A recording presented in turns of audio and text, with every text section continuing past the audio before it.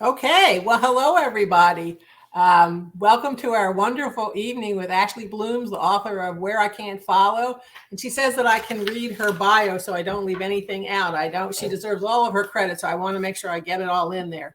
Ashley Blooms is the author of Where I Can't Follow, which was named the most anticipated novel by Good Housekeeping, Gizmodo, Den of Geek, Tour.com, and more. Her debut novel, Every Bone a Prayer, was longlisted for the Crooks Corner Book Prize and received praise from NPR, BuzzFeed, Good Housekeeping, Pop Sugar, Bustle, and others. I mean, could take me all night to read all of her street creds here. Born and raised in Cutchin, is that how you say it, Cutchin? Cutchin, Kentucky, Blooms received her MFA as a John and Renee Grisham Fellow at the University of Mississippi. Her short stories have appeared in the year's Best Dark, Fantasy and Horror, Fantasy and Science Fiction, and Strange Horizons, among others. And you'll see when we talk about her book why that would be the genre that would attract attention. Her nonfiction has appeared in the Oxford American. She's been awarded scholarships from the Clarion Writers Workshop and Appalachian Writers Workshop. She currently lives in Kentucky with her partner and dog. What's your dog's name? Alfie. Alfie. Okay, so Alfie's in another room, I'm assuming. Keep it quiet, or else he's welcome to, bark in. So, we have lots of things in our lives to distract us in a bad way and to make us depressed. And it's been a long haul of that. And so it's a delight to get to have your novel to escape into not always cheerful, but another world, and to think about problems that other people have and that may affect us in some ways, and contemplate what life is like for everyone and maybe get out of ourselves a little. We tend to get sort of inward focused when things aren't going well. So thank you for taking us out of ourselves. Why don't you tell us a little bit about your book? And then I have so many questions because I loved reading it so much. I can't wait to hear what you're going to tell us. Thank you for joining us, Ashley. Yeah, thank you so much for having me. And thank you, everyone who is here with us. So Where I Can't Follow is about Maren Walker, who's a young woman living in southeastern Kentucky in a community that has been visited by this sort of phenomenon that they call the little doors for many, many years. And they are doorways or portals into some other place. And no one knows exactly where they go, right? It's sort of a mystery. You can't return once you leave. But it could be good, could be bad, but they've appeared to the people in Maren's town for a very long time. And one appeared to Maren's mother when she was a little girl, and her mother took her door when Maren was 9. And Maren has sort of grown up in the shadow of that loss and of her mother's absence in her life. And so we meet Maren when she's in her mid-20s. She's caring for her elderly grandmother who's in the early stages of dementia. She's working sort of a low-wage job, just trying to get by. And she discovers her own little door near the opening of the book, and is sort of faced with many different difficult choices throughout about, the kind of life that she wants to lead and if she wants to stay in her hometown or not. I think that it's wonderful that you've given the little door physicality. When I said, well, you'll find out why she's in this science fiction kind of genre, it's kind of like when you make the Underground Railroad an actual railroad. So that notion of I'm having a terrible time, life is just beating me up, if I could just escape, has a reality to it. There's actually a door, and it seemingly appears for people who are having the most difficulty and kind of nudges them every now and then and says, come on, you can come in, but it's a big decision. You have to leave and you don't know where you're going and you can't come back. So that's a huge decision. So how did you decide to give that physicality, not just sort of an imaginary sense of, oh, I want to get out of here and, where could I go? What would I do? Yeah, in general, as a writer, I like to work with genre elements and speculative elements sort of head on in my work, and sort of blend them in with reality. So I knew that if I wanted to sort of tackle a portal story, which is like a portal fantasy, which is sort of Where I Can't Follow is, that I wanted to have the doors be very immediate and tangible, but also very specific and different. Each door is different for each person. So only the very first little door that appeared was actually a little door that was on top of a piano. And since then, they've come in all kinds of different shapes and sizes. And for Maren, it's basically a little black hole that follows her around and grows bigger and bigger as the story goes on, and starts to do some strange things to her world, as the longer that it stays with her, because the doors do kind of put pressure on the people who have them to take them or leave them, to sort of make a choice. The door is not meant to stay forever. You have to make a decision at some point. So the doors will start to influence your world more and more, often uncomfortably, to sort of force the owner of it to make their choice. So I knew that, as I was thinking about them and how they would appear, I think they were just tied really closely to place, thinking about the characters in their lives and, who they are. So each door is kind of a reflection of the character who had that. And then thinking, a lot about the themes that I wanted to explore throughout this book, which has a lot to do with sort of addiction, mental illness, loss, and a lot about choice, just having autonomy or feeling like you have autonomy over the direction of your life, and what happens when we feel like we don't, when we feel like we've lost that and can't actually influence our lives in a positive way. That notion that you're going to be nudged and sort of, encouraged, you got to decide, I'm not hanging around forever, you don't have this choice forever, is real. I mean, that's what life is. You get opportunities and choices, but when we say one door opens and another one door closes, another one opens, I mean, this is an actual door. And in life, you don't have forever to make those choices. And so this is a very, very realistic notion that you've created. And you raised the question of addiction, because that seems to be, it is central to the book. I don't think I'm giving anything away to say that Maren finds herself so strapped for money that she starts selling her grandmother's pills to pay all the bills. And she's not the only one, and there's certainly a huge market for them. So the question of drugs is not new. She didn't create this. It was there, and there are lots of people who are affected about it.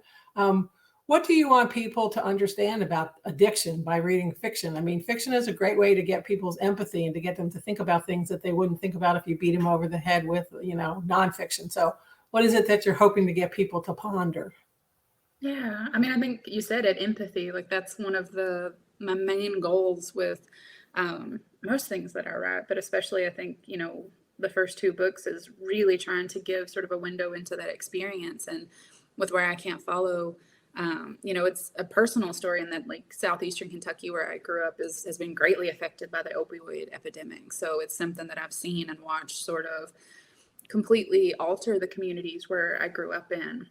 And something in my own family, like, I was raised by both parents who were addicts. And so it's something that I feel, very deeply connected with. And throughout the book, I really wanted to show sort of the other side of it. I think some of the mainstream narratives we have about addiction often paint it as, a very selfish and self-destructive choice. And I hope that throughout the book, you can see that it's also a choice about survival. It's about making what feels like an unbearable situation feel bearable. Addiction can actually be a way of prolonging life instead of destroying it. It's a coping mechanism. It's a way to get by. And it may not be pretty, and that doesn't erase the negative effects of it, but I hope to help humanize that and show that, like, addiction is really difficult for everyone who is touched by it. And I know there was a moment in the book where Maren kind of sees her mother, who was an alcoholic, and, the similarities in their lives kind of get stronger and stronger as the book goes on. And that's something Maren thinks a lot about is, what separated them, what made her life different from her mother's. Why isn't she an addict? Why isn't she taking her door, in the middle of the book? What's different? And one of the things that she kind of comes to the conclusion of is that it's, she wasn't stronger than her mother. She didn't have more willpower than her mother. It's not that her mother was an evil person. It's just Maren's life was just different enough. She had enough good friends, enough choices. The world was just a little bit changed from when her mother was alive, that she got to have a different path. And that's really one of the biggest messages is, addiction is not a weakness. It's not a character flaw. It's just part of life for a lot of people. And it's okay to, try to support and love those people through that. And we had talked before we came on about how just about everyone is affected in some way. And I think that the book makes a really good point of the ripple effect of addiction. It's not just the person who's addicted. It's everyone in their family, in their community, people who care about them, people who don't care about them. Everybody has somehow been affected. And I can say that, pretty much everybody has been affected somehow. Somebody in their family, a friend, a community. It's an issue on the news. Somewhere in some way, this is an awareness and a personal story, not maybe as personal as yours, but certainly personal with, less than 1 or 2 degrees of separation. Absolutely.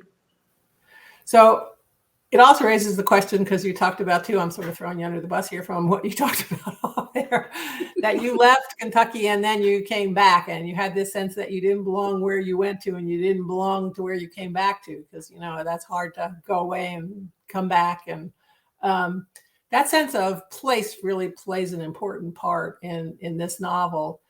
Even if things are terrible, what makes people stay somewhere? I mean, it's not just inertia, or is it? Or is it just they don't know what's on the other side of the door or the other side of the train station? Or what makes people stay somewhere that they've grown up, whether it's good, bad, or ugly, or whatever?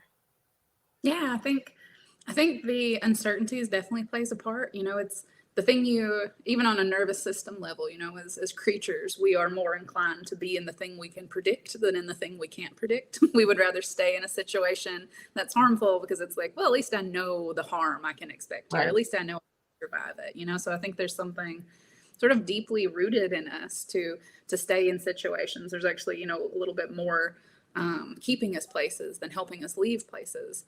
And then for Maren, I think, it's also about the things that she loves, and she's reminded of those things throughout this. Her family has lived in this place for a very long time. There's a passage in the book where she says that she feels like one of Darwin's finches, that as though she is like evolutionarily made for this place, that the mountains have shaped her and bent her into the person who she is, so that even if she were to leave, she is literally made to survive this place. Like it's shaped who she is in this very sort of profound way. So, but it's also like this place is not necessarily accepting of her, right? There's not the opportunities that she would like to grow and change as a person or to support herself in the future. She's also a queer person, and it's not the most accepting or loving place all the time for those parts of herself.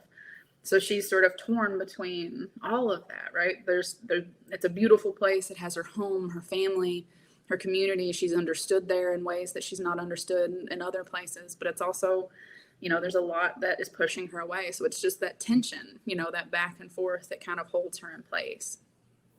Well, is it ever that people leave not because they're getting away for something, but they're going towards something else? Oh, absolutely. I think that's often, at least back home, when people leave, it's to find something they can't find there. It's for opportunity or a chance or, something that they couldn't get where they are, that can lead them away. So it's not always being chased from a place. It's not always, that the negative is so overwhelming. It's that sometimes there are good things that are missing there that you have to go out and sort of seek and find and sometimes bring back. I think people in Appalachia are really gifted at that, at coming back home and trying to sort of infuse their home with the things that they left from, so that more people don't have to leave. That's, something I see all the time back home is, people coming back and trying to change it so that we don't have to lose our young people. They don't feel like they have to go to find something good. So both of your books are set in that region. You think of that more as a region than as a particular state that you're writing about? Yeah, I feel like I write very particularly about southeastern Kentucky, and I'm sure that there's a lot of central Appalachia, which is sort of West Virginia, eastern Virginia, like that little region. That's very similar because that's kind of the coalfield region of Appalachia. So I think it's very specific culturally to that area, but I think it's also, a lot of people see themselves in it. It's also, it's a lot about small towns. It's a lot about, little places that, you may have outgrown, and the very particular personalities and sort of things that you find in places like that. And I feel like that's a lot of people from all over the country have, reached out to me to say that they've seen themselves in it, which is always really lovely. I would bet. So you throw in some love story and relationships. Is that to sort of help us get through the hard parts, or? I mean, it doesn't hurt, does it? Yeah, you got to have hope. Yeah. And I mean, that's a big source of hope. Maren's in her mid-20s, that's when a lot of us are seeking out relationships and sort of fumbling through the worst parts of early love. And, I think that's definitely her case. She's kind of in the beginning of a relationship with her best friend's brother, who's someone she's known since she was a little girl. They grew up together. And that's Right. the sort of one of the things that draws them together and pushes them apart is, that they know each other so well. And that's one of, I think, the challenges that Maren and Carver face is how do you let someone grow and change? How do you let them become someone different? How do you let that happen? And how do you grow and change alongside one another? I think it's easy for Maren to sort of keep Carver in a very specific place, because she, like we were saying earlier, she knows how to predict that version of Carver. She knows the mistakes he makes and the good things about him. But it's harder to let him change and grow and turn into someone, that she can have a future with. And that's something that she kind of has to learn how to do.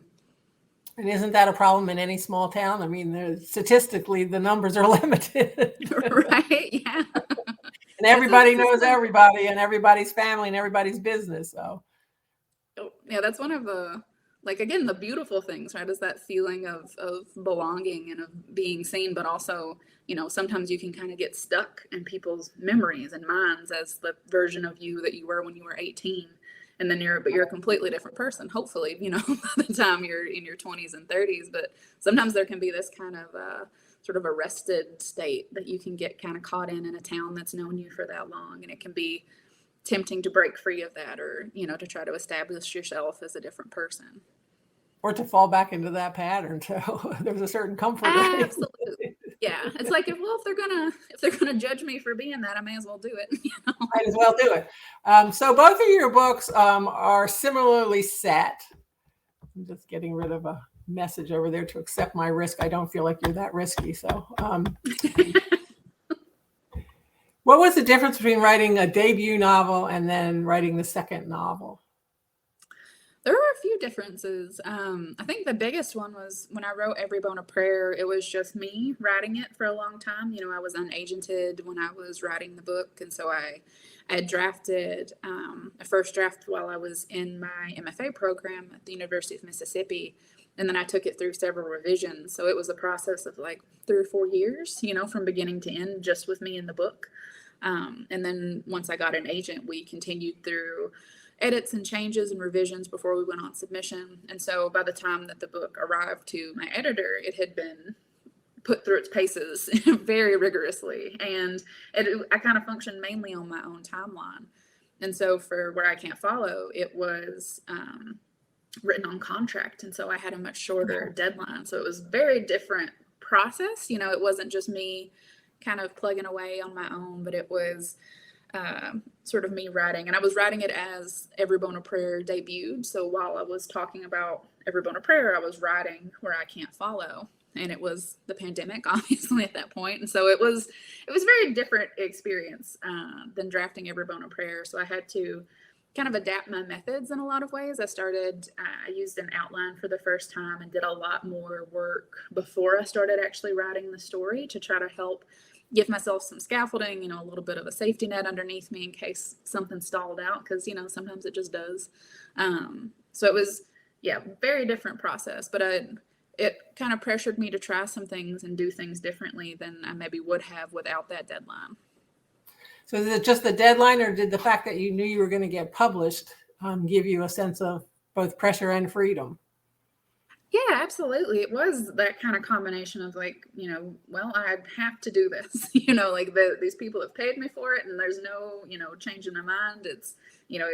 So there was some of that pressure and that, the date kind of looming ahead of you, but also knowing it's not just me on my own anymore. I have an agent and I have an editor. I have all these wonderful people at Sourcebooks who have been so lovely and supportive. So it's not just my issue anymore. I want to have people to help me, to read it, to look over it, to be in conversation with me. And so there was definitely, a mixture of that anxiety of it, coming up, but also I have people who have my back, I can do this. Well, Sourcebooks is a unique kind of publisher, woman owned and very savvy, market savvy, and in Absolutely. touch with the world. Is that a good fit for you? I think so. Yeah. It's hard not to get behind their story once you sort of learn about them and how they're run. And then the people that I've worked with there, I have no complaints. Just some of the kindest, warmest, most supportive human beings, I've felt, and even my fellow Sourcebooks authors, Kim Michelle Richardson and Leah Weiss have been so kind and lovely to me. They reached out to me, right when Every Bone of Prayer, not long after I signed with it, to just welcome me and, offer me advice. And, if you ever need anything, shoot me an email. And so it's just been really an overwhelmingly positive experience. And especially in the midst of, the pandemic and so many things changing and being uncertain. I mean, Sourcebooks is just really good at pivoting, and making things work in the midst of a lot of, strange and difficult circumstances. So, I felt like I've been in really good hands. Well, they don't have to answer to a big corporation. They're in control of their own destiny. I think that helps a lot. There are benefits. Yeah. I think that helps a lot. So that raises the question, since Sourcebooks publishes such a wide array of books, anything from how to get into college and not gain weight in your first year to, romance to so who is your audience? Who do you see as your readers for this book?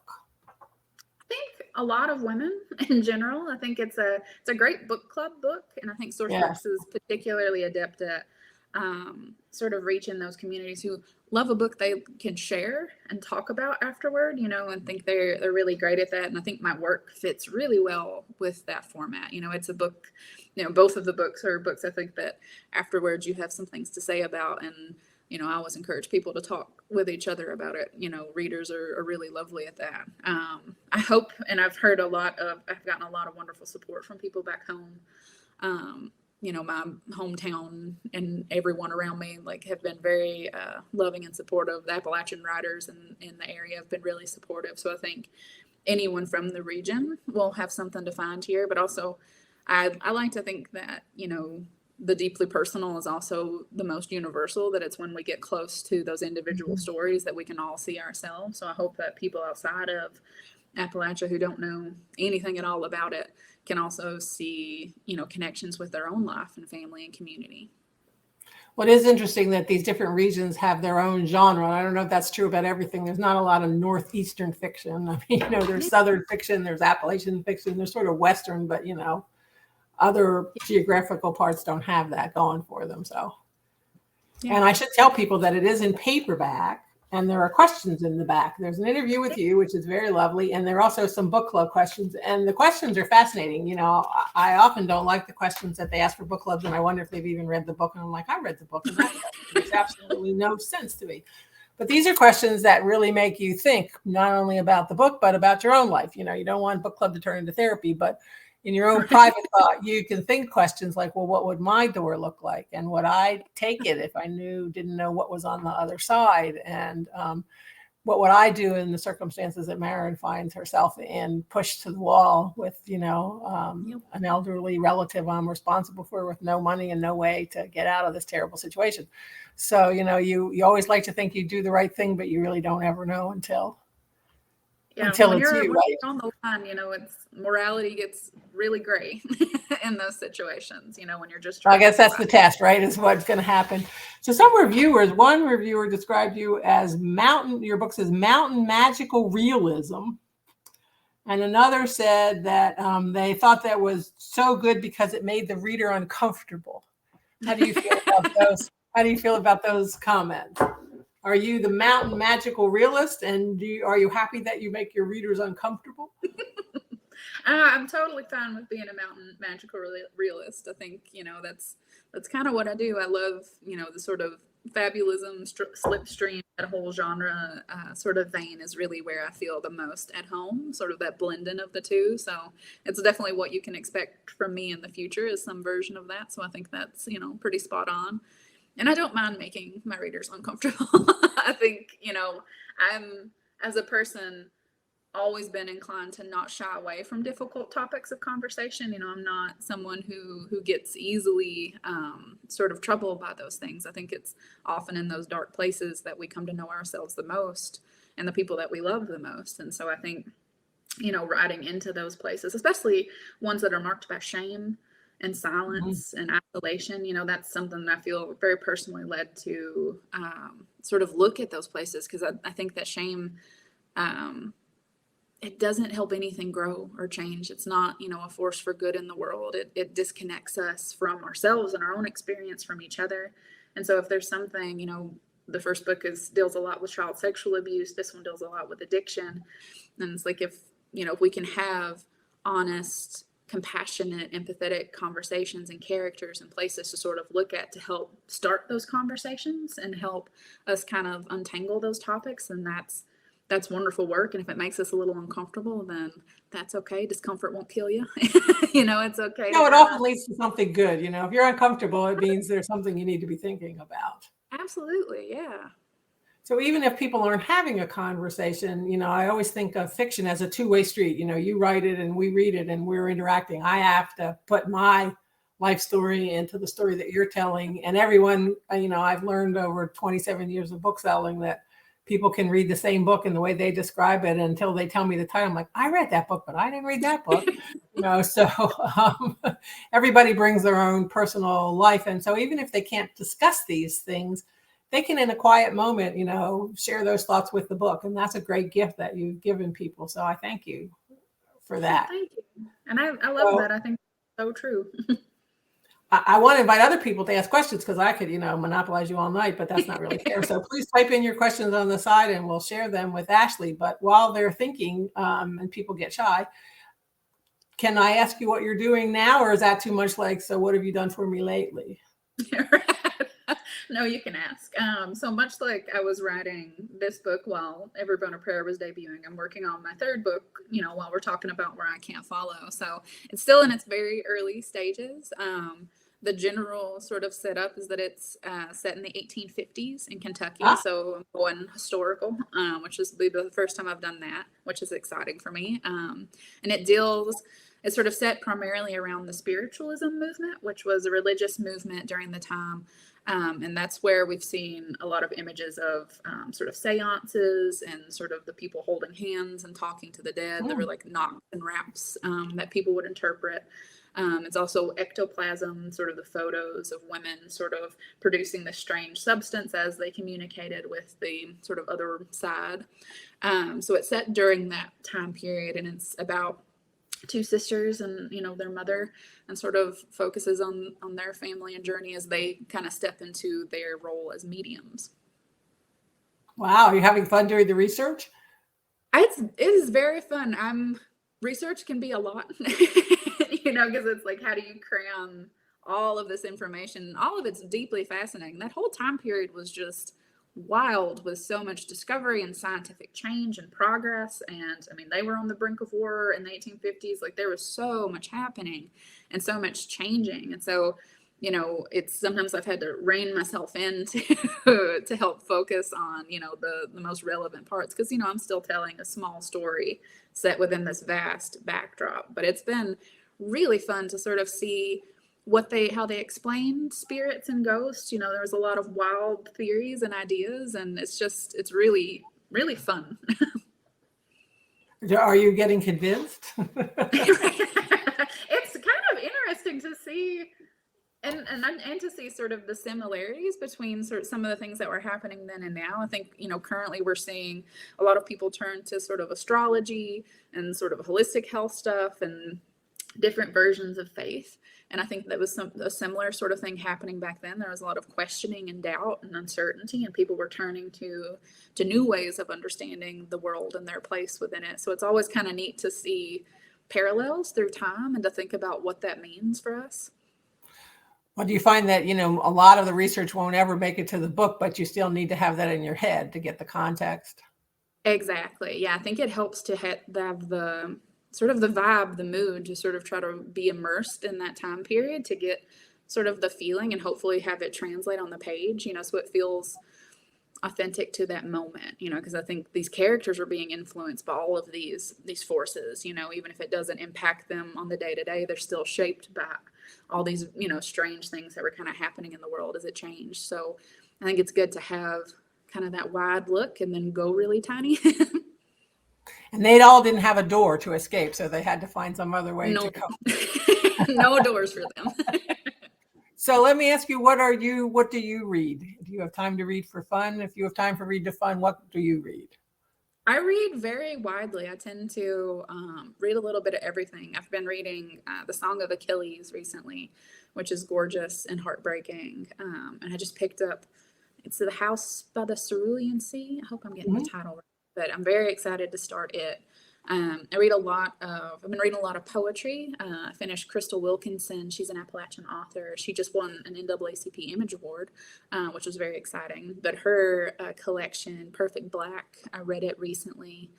So I love reading poetry, especially I feel like the poetic relationship with language will often jumpstart my own desire to write, or my sort of turns my brain in a different direction than other forms do. So I love to mix in poetry in between reading fiction. And I love reading nonfiction too. I've been reading Braiding Sweetgrass recently, which is just so gorgeous. It feels like every chapter when I've been reading it very slowly because it's, to try to savor it, because it reminds me of that feeling of going to church. It's just so good at connecting these natural elements with these sort of big philosophical questions and what it means to be human and to be in community. So I'm really loving it. So when you said poetry, I always think poetry is best read out loud. Do you read your sentences out loud to see how they read? I do. I that's really a non-negotiable for me, is to do that with Where I Can't Follow. When we did edits on it, that was the last thing I did. Once I had sort of finished all of the edits before I sent it back, I spent several days just reading the entire book out loud to myself, because the rhythm really changes when you read it out loud, and the ear picks up on things. And I think voice is an important part of my work, so those little tweaks really mean a lot to me. When I can read it out loud and then send it off, I can feel at peace. I'm like, I've done all that I can.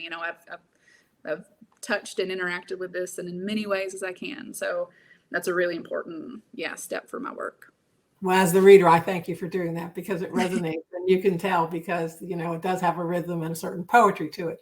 So before we let you go, is there anything else you want to say, or any advice you want to give to writers who are coming up, or just anything you want to share with us? Yeah, well, advice for young writers, I always say, find your people, find your community. Writing can be a long and slow and often arduous process, and it's much easier when you're not trying to do that on your own. So finding other writers. Often I also love other writers at all different stages. I'm part of 2 different writing groups right now, and one of them, we have writers who are just beginning and writers who have been published for decades, who have many books out, and we all sort of share our work and talk about it and keep each other honest and accountable and support each other. And it just makes a huge difference when you have those people in your life that you can kind of lean on through the very particular ups and downs of trying to be a writer in the world. So always be on the lookout for your people. Well, I'm glad you found your people, and I'm glad we found you, because it's just a delight to read your book, and now even more of a delight now that I've gotten to spend this little bit of time with you, and everyone else has too. So I thank you for your time and for your wonderful books, and I can't wait for the next one. I'm happy to go back to the 1850s and a little spiritual, see what's going on and how you handle that and what you make me think about, because this one made me think about a lot. So I thank you, Ashley, and I wish you all the best. And I hope when things get better, you'll come visit us in Florida. We're half a block from the ocean, and the Bookmark would love to host you anytime. You're always welcome. Thank you so much for having me and for making this possible. I really appreciate it. Well, we look forward to sharing your book with all of our readers, and stay safe and healthy, and all the best to you. Thanks, Ashley. Thank you.